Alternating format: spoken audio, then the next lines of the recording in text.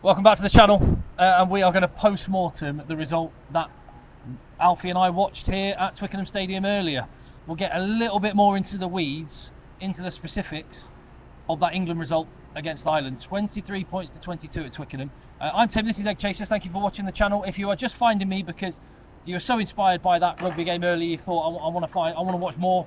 I'm Tim. This is Egg Chasers, and I love my rugby. This is Alfie, mate of mine. We've been working together today here in the gantry at Twickenham, and Alfred Reynolds Rugby is a channel you need to go to. How good was that, mate? Oh, unbelievable! I mean, it's the best international rugby match I've ever seen live. Wow! No, that can't be right. That's not true. What are you That's talking not true. about? Let me rephrase. You're nuts. It's the best England game I've ever seen live. There we go. There you go. Because I was at the World Cup quarterfinals in Paris, which are two of the best games we've ever seen. Yeah. No, thank you for the check there. That's what mates do. You're absolutely right. But still, the point stands in terms of an England game. 100% the best England game I've ever seen live. A result that I just did not see coming at all. When I looked at the three games this weekend, Tim, I thought for Italy beating Scotland, for Wales tomorrow potentially beating France, you could put forward a case for it. They were underdogs, but you could put forward a case and you say, do you know what? You could see how that would happen. I looked at England-Ireland and I just could not see it happen.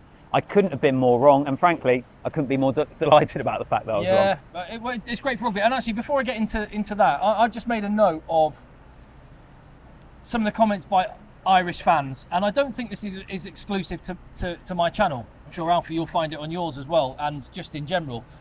But it's something I'm very proud of when I look at the community we've got here on Egg Chasers. The fans are proper rugby fans, and the Irish fans are very, very humble, and they are saying, you go and have a look in the comments at the last video, they are recognising and appreciating the best team won at Twickenham today. I've got one comment here. It just says, I'm gutted, but England absolutely deserved their win. Great game of rugby. Ireland didn't bring their best, but then they weren't allowed to by a team that pushed them from the start. Go enjoy your pints tonight, England fans. There is a massive difference, I would point out, between Ireland fans, who, when we were at the World Cup in France, they were amazing. They always are, wherever you go in the world. Irish fans and the Irish media, I draw a little distinction between the two. Is that fair? What, you mean the suggestion that Ireland had got too good for the Six Nations and they needed to form a different tournament with New Zealand or whatever England's it was? only chance of winning was what I can't remember who said it. Jamie Heaslip. Jamie Heaslip, as if Ireland had played with 13 men. Yeah. Jamie Heaslip, dearie me. That's almost backfired as much as when he put a tweet out saying, should I start a podcast? Well, listen, I'm not one to particularly throw any shade anyone's way at the moment, because anyone who has watched my preview of this game, I said I couldn't see how England would be able to win it. I wasn't quite as bolshy as being able to say Ireland had to be reduced to 13 players. But I guess what you'd say is it is a result that once again reinforces why the Six Nations is so good. I know in the Southern Hemisphere and the Rugby Championship, with the quality that the All Blacks and the Springboks always have, you get individual teams of quality there on such a consistent basis. But I don't think there is a tournament that gives the narratives, the storylines, and where the whole momentum and complexion of the championship shifts from week to week in the way the Six Nations does. This is the best annual. I am totally biased because I'm a rugby fan. It's the best annual sporting competition for my money, the Six Nations, and we've seen again today just why Ireland's Grand Slam last year was so special, because and why it's so rare. It's incredibly hard to do. You've got 6 great rugby nations, and any single day a team can turn up and deliver. And let's just dig into that a little bit. What was it when we're post-morteming that performance? Let's stick with the positives and what England did before we talk about any shortfalls on Ireland's part. What did England do really well for your money? When you reflect on it? That's a good question, Tim. I think, had an intensity to their whole game that we haven't seen too often, and certainly I don't think we've seen for as long a periods in games as we did today. Since maybe 2019 Possibly World Cup semi-final? So it's funny you say that, because that very question was put to Jamie George in the press conference, actually. So the suggestion that England haven't had a performance of that intensity from minute 1 to minute 80 since 2019. And Jamie George kind of batted it away a bit and said, we have had intense performances. I see what you're getting at, but you wouldn't necessarily fully agree. I think a lot of people will agree with you there. And they had the intensity and they had the quality, but we saw that in the first 20 minutes against Scotland. And then they dropped away entirely. Scotland came back into it. They coughed up opportunities. I think one of the most pleasing things for me that we saw today was England's ability to stay in the fight. There are so many occasions over the last... That's such a Steve Borthwick phrase, but it's so right. It is, yeah. It's so right. It is, but it's true, because there were so many occasions where so many occasions over the last 3 or 4 years, a game like this, England would end up losing. Games where they've been in the lead, games where they have to fight back. When James Lowe scored that try on 72 minutes, you're thinking, this is a tall order now for this England team to come back into it. But they found a way, and it wasn't easy either. What was it? Ireland box kick back to them. England got it around halfway. They had to break down the right with Fayeboso. Remind me to bring up that box kick in a minute. I reckon well, Irish fans. There's a few Ireland fans that I've seen point that out. But I'm rambling. They stayed in the fight and found a way to win. I think that's one of the most pleasing things. Yeah, some of the most pleasing things for me were England recognised when there was space, where the space was, and got the ball there as quickly as possible. And I think that's where some of the selections have made a massive difference. I think it's a mindset. It's clearly Steve Borthwick and his coaching team have actually taken the leash off a little bit, and the England team seem to be enjoying it. But I think the back three have made an enormous difference. And I think Freddie Stewart is a fantastic player, and I think he's absolutely worth his place in the squad. And there's going to be times when tactically it will make a lot of sense that he's the option. But George Furbank has opened up another dimension to England. I think Tommy Freeman and Emmanuel Fayeboso also go hunting for the ball, go looking for it. And on Fayeboso, by the way, bearing in mind that's his first international start against Ireland at Twickenham, and there was 2 moments. The carry that he had right near the end, when he just powered through and managed to retain the ball in attack. A few minutes before that, a massive up and under had been put on him, and he took it under his own sticks. Yeah. Huge pressure. That guy's legit. And also, I think the way in which England tried to use him was really good as well. For so long, we've been saying England wingers barely get the ball; they don't even get it past them. Whereas they've looked to use, I think, him and Tommy Freeman as well in a different way, get them involved in the game a lot more so far in the Six Nations, and that's a really pleasing thing, I think, going forward for England. Yeah, I think that I think the physicality that they brought, I was excited to watch Joe McCarthy. I've never watched Joe McCarthy play for Ireland. Oh no, I must have done, because he was at the World Cup. So I probably have. But anyway, not since he's really announced himself and made himself the automatic starter in the second row. So I was really excited to see him. But I've come away just drooling over the performance of George Martin. That guy is a beast. He's legit, isn't he?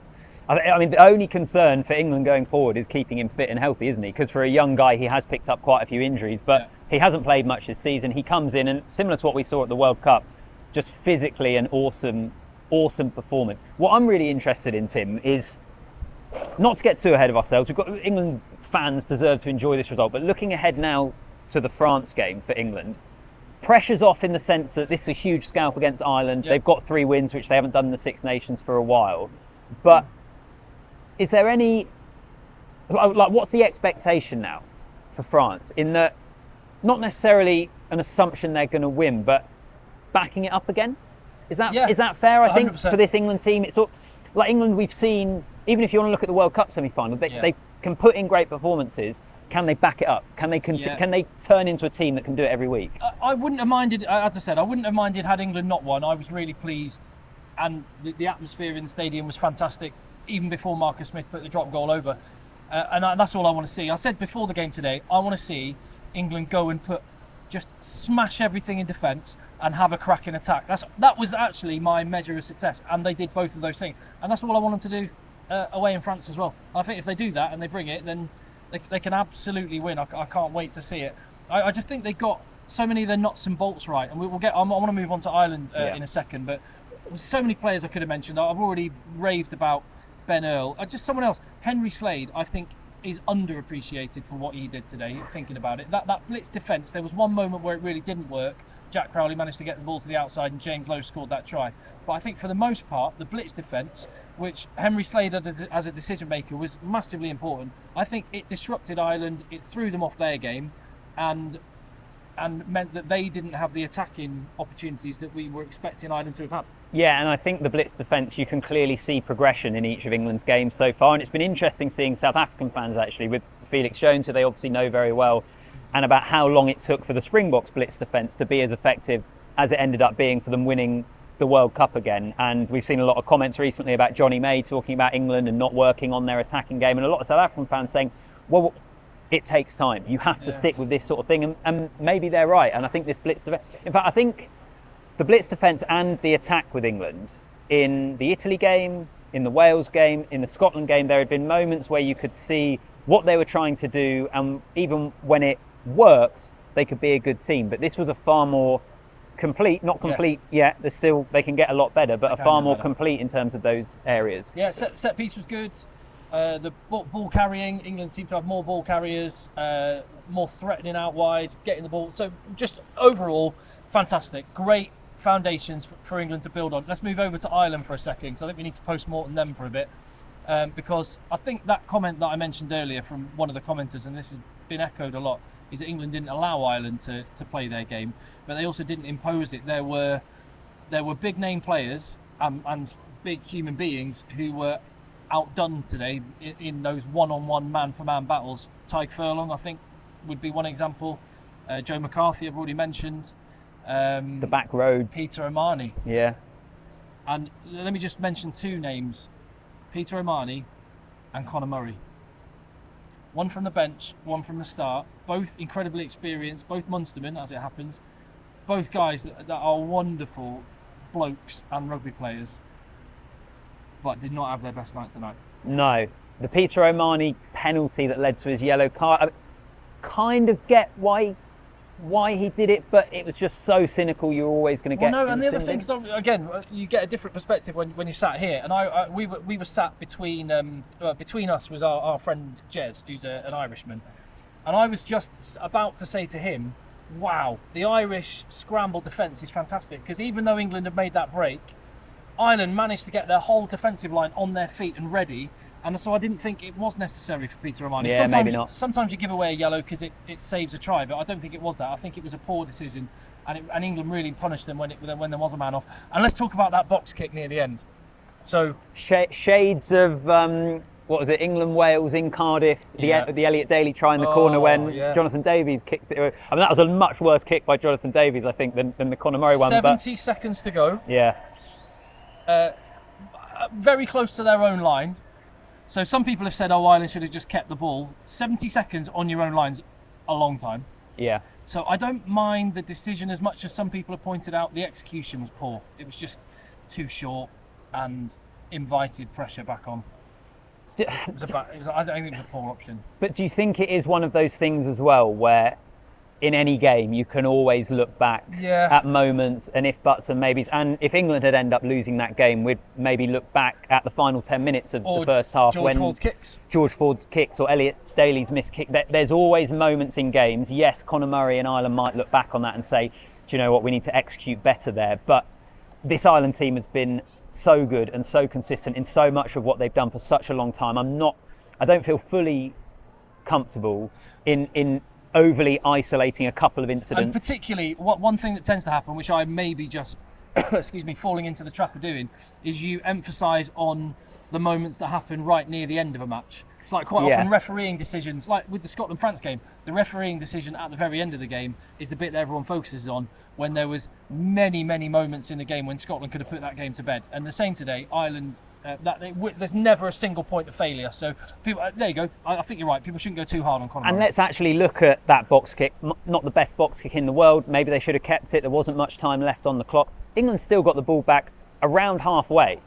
And if you said to me before this game, with about 60 seconds left on the clock, Ireland are 1 point up, England have the ball around halfway, I would back Ireland 100% to be able to see that game out. England, and actually what it highlights more, I think, is the way in which England, how England actually got from that position to end up kicking a box kick is unbelievable. The break down the right-hand side, the fast hands, first of all, realising it was on, down that short side, executing it, retaining the ball, and then eventually getting in a position where they had penalty advantage and they were able to kick a drop goal with the pressure off to win the game. I think there's a lot more England did right in that situation rather than what Ireland did wrong. Yeah, and I look at the Irish back line, and it's not that Hugo Keenan or Robbie Henshaw, for example, had poor games. They didn't.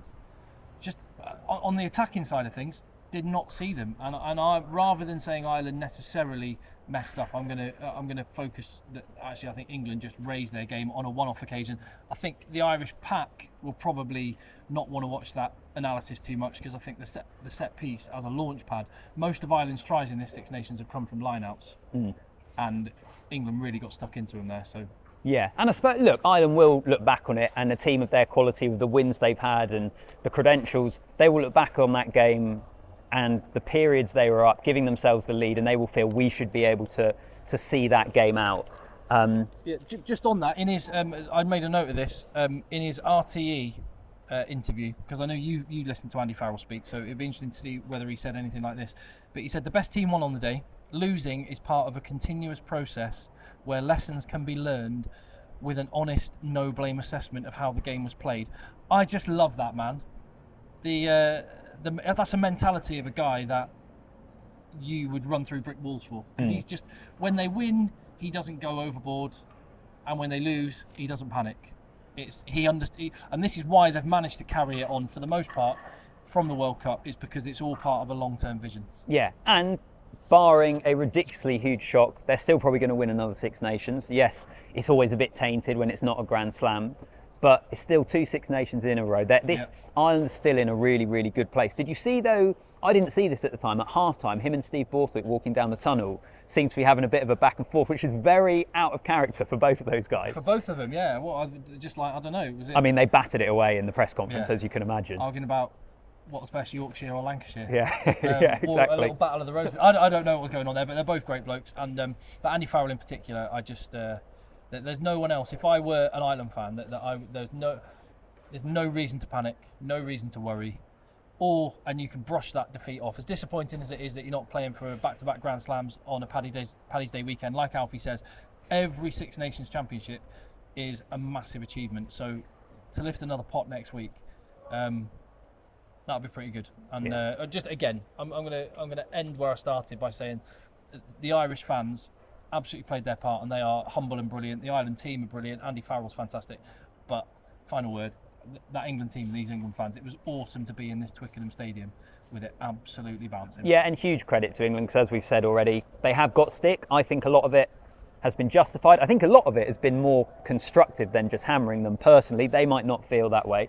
But nonetheless, there has been a lot of negativity. The fans have been waiting for a performance and a result for years, I think, and they got it today. So credit to the team, and the fans deserve to enjoy it.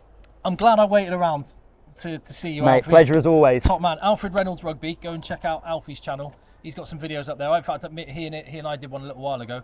Alfie's going to take the little 20-minute walk home, yeah, and I'm going to take the 4-hour drive home. So I'll catch you in a bit. Yeah, take it easy. Thank you very much. See you on the next one.